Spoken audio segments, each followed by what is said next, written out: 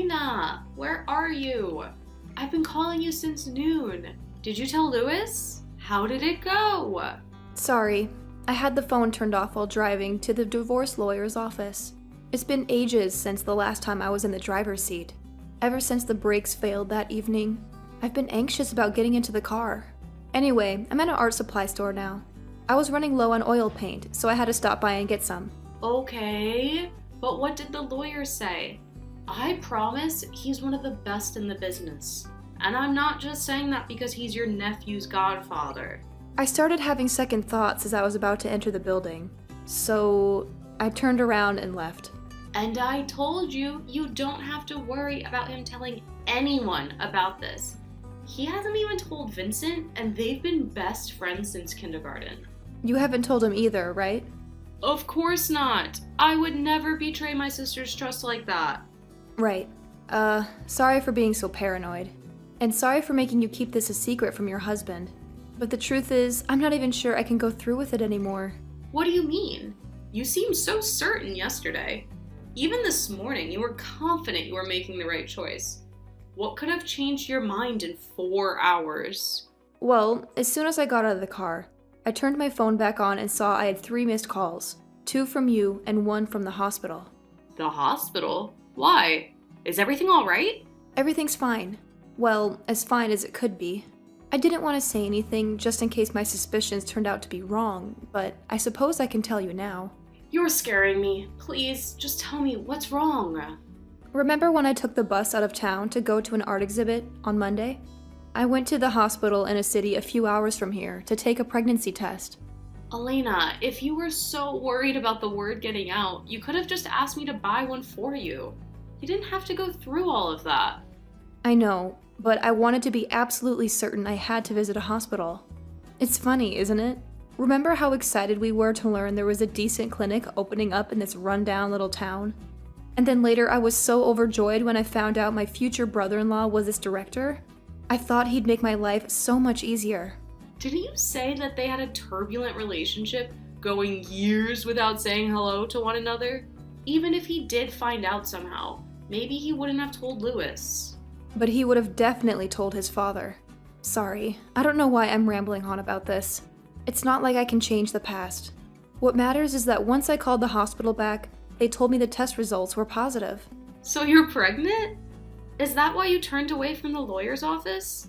Don't tell me you're having second thoughts about the divorce. I don't know. I'm not sure. I can't bring myself to think about it right now. You know, I've always dreamed of having a big, happy family. Children can sense when parents are miserable. Didn't we see it firsthand with our parents? They were miserable, and their misery made our lives miserable too.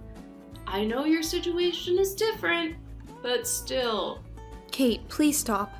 I told you I don't want to talk about it right now. I need some time to think. You're going to make me break down crying in front of a bunch of kids buying paintbrushes. Okay, I'm sorry.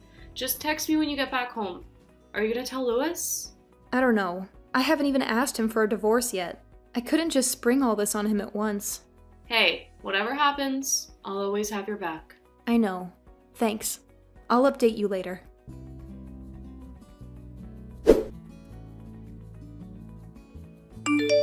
Louis, are you still at the office? I am. I'll have to work overtime today.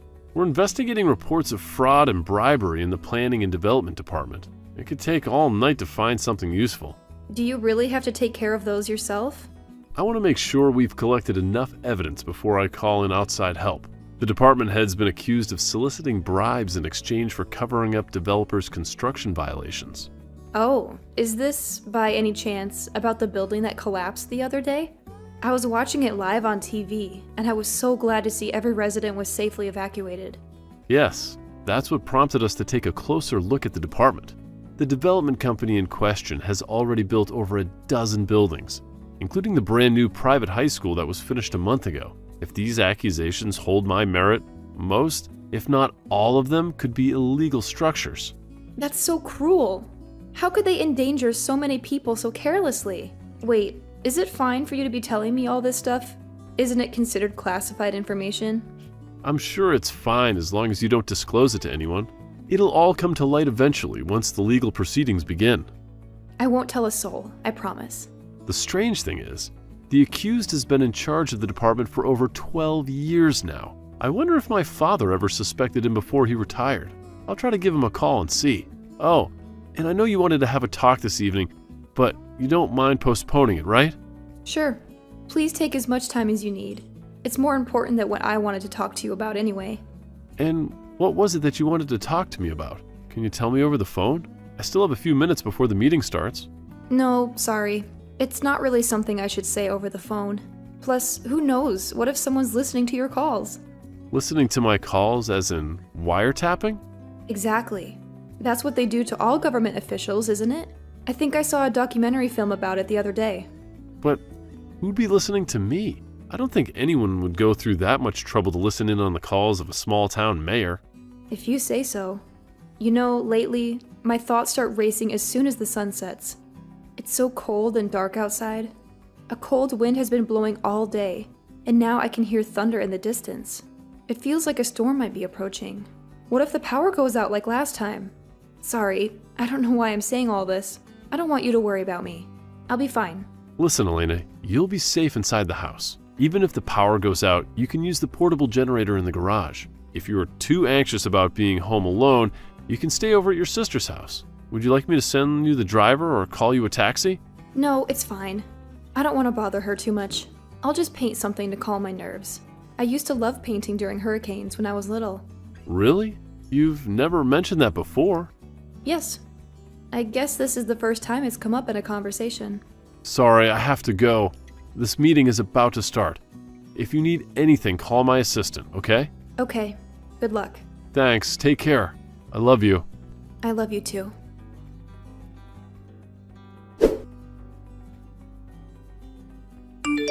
Avery, what are you up to?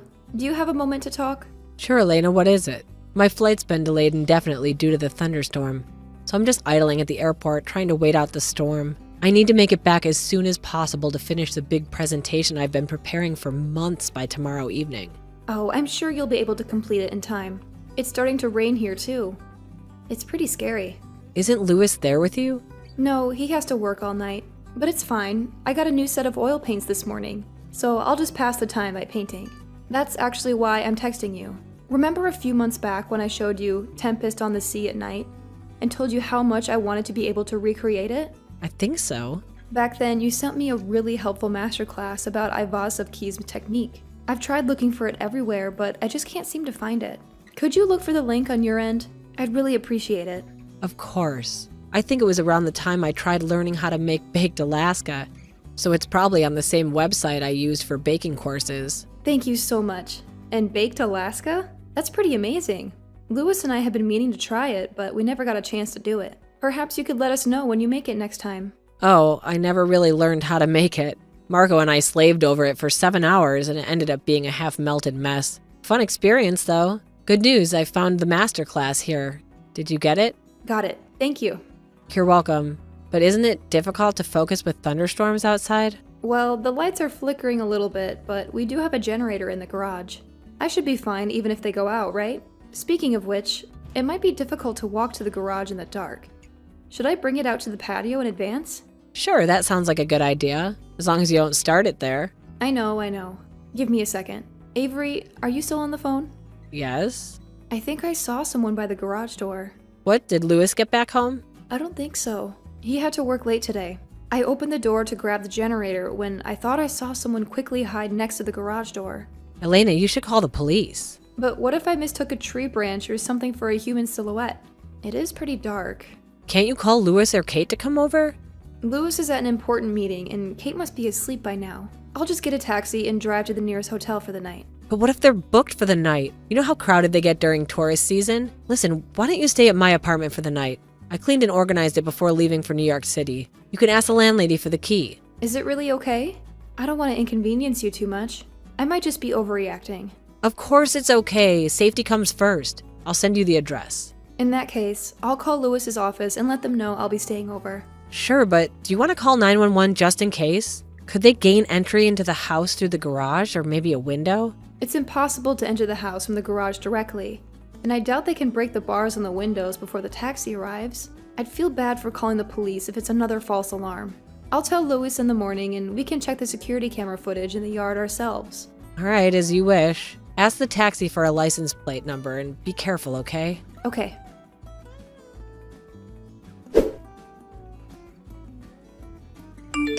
Elena, where are you? Are you okay?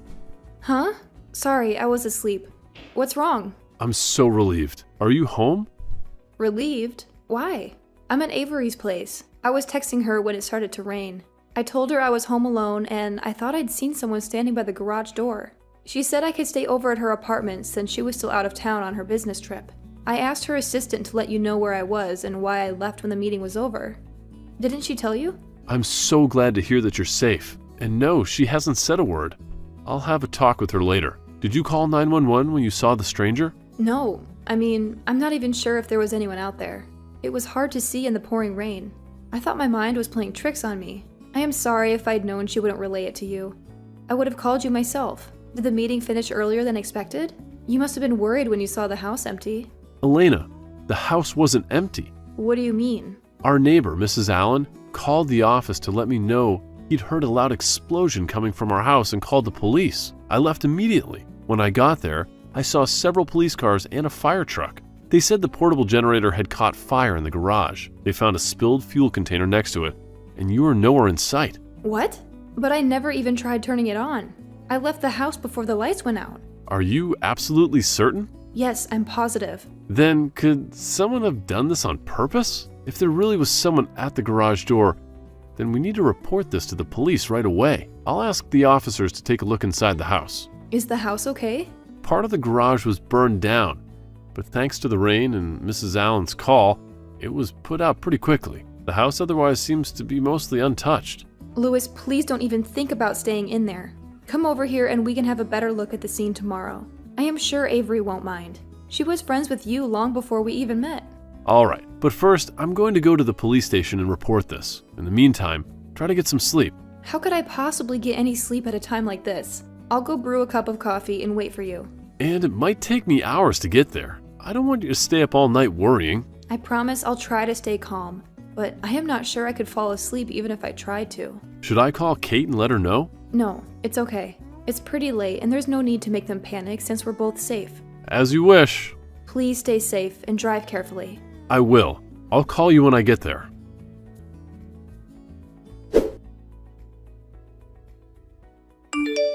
Elena, I saw your house in the news. I can't believe lightning struck your garage last night and you didn't tell me? Lightning? Oh, you're talking about the cover story. What cover story? It wasn't really a lightning strike. The portable generator caught fire and exploded. They're suspecting foul play, but we have no hard evidence. What? How can you say that like it's not a big deal? Why don't you stay over at our place? You can't stay there any longer. First the threatening notes, then the brake accident, and now this? You should get away from that family as soon as possible. We're at Avery's place right now. It should be safer here. Elena, you've been married for a year, and there have already been 3 different attempts to ruin your life. You should go as far away from them as possible, at least for your baby's sake. But Louis also saw it happen this time. Maybe he can figure out who's doing this. Like the last 2 times? Face it, he is either in denial or he has something to do with all of this. That can't be true. I just need a little more time to figure things out. Maybe this pregnancy was a sign to stay and keep fighting a bit longer. Elena, no. We'll see what the police say. We'll stay at a hotel for a few days. Fine, but I'm going to call you every hour and check up on you. Isn't that a little excessive? I just want to make sure you're safe. Okay.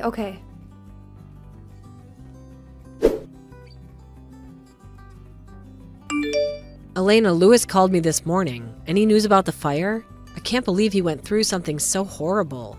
Nothing yet. The policemen are going through the footage, but as expected, it's pretty difficult to make out anything in the darkness, wind, and rain. We really need to figure things out as soon as possible. I have a feeling these attacks will only get worse in the future. Is there anything I can do to help? You know I work for a pretty large tech firm. I think we might be better equipped to work on the footage than a small-town police station. If you send me a copy of the footage, I'd go over it myself and look for clues. Would you really do that? Thank you. Of course. Both you and Lewis are dear friends of mine. I'll help however I can. But what about your presentation? Didn't you have to finish it by today? I already talked to Marco to finish polishing it up while I was working on the footage. Who knew dating a colleague would be so advantageous? You've asked him already. How are you so quick? Oh, he's here with me. They ended up canceling the flight. I couldn't go back to the hotel room, so I stayed over his place. Well, thank him for me. I am lucky to have friends like you. We would still be friends even if Lewis and I were to separate, right? I know you've been friends with him since college, and we just met a year ago, so... Separate? Why? Did something happen? It's just a hypothetical question. You can be honest with me. I'm great at keeping secrets, I swear. Well, as you know, 2 months into our marriage, we moved back to our hometown after his father's retirement. At first, everything seemed to be going great. We were happy living close to our families again, but then I started receiving threatening messages in the mail. Whoever was sending them seemed to know every personal detail about our lives. They kept telling me to divorce Lewis, that I wasn't good enough for him, that I wasn't smart enough for him because I had no college degree. They'd been sending me threats almost daily since then, threatening the lives of Lewis, Kate, and even my nephew. I didn't want to believe them, but now I know the longer I wait, the worse it's going to get. Elena, that's terrifying. Have you told Lewis this? Have you told the police? I couldn't say it to him. They knew our schedules down to the minute. They said if I even attempted to tell him, they'd get rid of both of us. But he's the mayor. He has the power to put an end to this. You weren't thinking of spending the rest of your life in fear, were you? Does anybody else know about this? I've only told my sister. I don't think they can monitor our texts, but they seem to be following Lewis the closest. Maybe it's just best for everyone if we divorce quietly. Elena, hear me out. You can divorce him and run away without saying a word. But there's no guarantee they'll stop coming after you. These people already know too much about you and your family. You can only be safe again once you've figured out who's behind all this and put an end to it. But what can I do? I feel so powerless. Well, first you need to send me pictures of the notes you've been receiving. Are they handwritten or typed up? They're typed up. That's fine, it could still be useful. When did you get the last note? Send me as much of your security camera footage as you can. Oh, and tell me if you remember anything unusual from last night. Alright, I got it. Yesterday morning. I checked the footage, but there was nothing unusual. Just the mailman delivering the letters. Where are you right now? Are you still in my apartment? Where is Lewis? Yes, Lewis is at his office. Hopefully he can be safe there. Alright, good. If there's nothing malicious installed on your phone, you should be fine in there. I've made sure to switch out my phone a few times. I haven't downloaded any new apps. I've been using a VPN and regularly checking the phone for viruses using trusted antivirus software. I haven't used public Wi-Fi once since all this started. Good. Thankfully, the vast majority of the town doesn't appear to be tech-savvy enough to pose any serious threats. You'd be surprised how many of them don't even bother changing their default router passwords. It's almost too simple. Anyway, the more people they've reached out for help, the higher the chances are that they've left traces behind. Oh, I just remembered something unusual from yesterday. I called Lewis's assistant and warned her I wouldn't be home for the night, but she never told Lewis. So it either slipped to her mind or she hid it deliberately. Or perhaps Lewis is the one lying. I know it must be difficult for you to trust anyone right now. You probably can't even trust me fully. But Lewis has never done anything that made me doubt his moral character. You've known him for years before you got married. Why would he decide to terrorize his new bride out of the blue? I know, sorry. I'm just trying to make sense of everything that's happened. Could you send me as much information about his assistant as possible? I'm gonna take some time, but I'll get to the bottom of this. Thank you. After all this time, I finally have a glimmer of hope.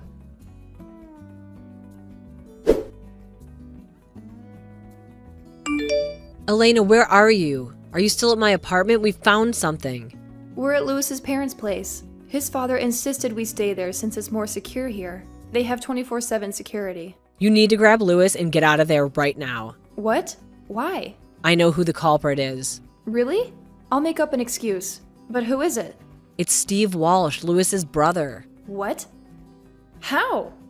Why? I'll send you everything I've discovered. We got pretty lucky. All it took was identifying the teen who was hired to set your house on fire. Once we had a solid lead, the rest of the web unraveled pretty quickly. You managed to identify him? But the footage was so dark. That's true. The footage from that night was almost unusable, but we managed to identify him during the day, when he came by to scout out the location. He was wearing his face mask and a dark hoodie, but he took them off once he figured he'd jog far enough away from the scene. He was caught clearly on one of the new traffic cameras Lewis had installed. We figured out his identity using a brand new facial recognition system that our company has been developing. Luckily, it was pretty quick since most of the town still uses Facebook and Instagram to stay in touch with their relatives. I'll send you the report once you're in a safer place. It's incomplete, but it's enough to get him and his accomplices locked away immediately.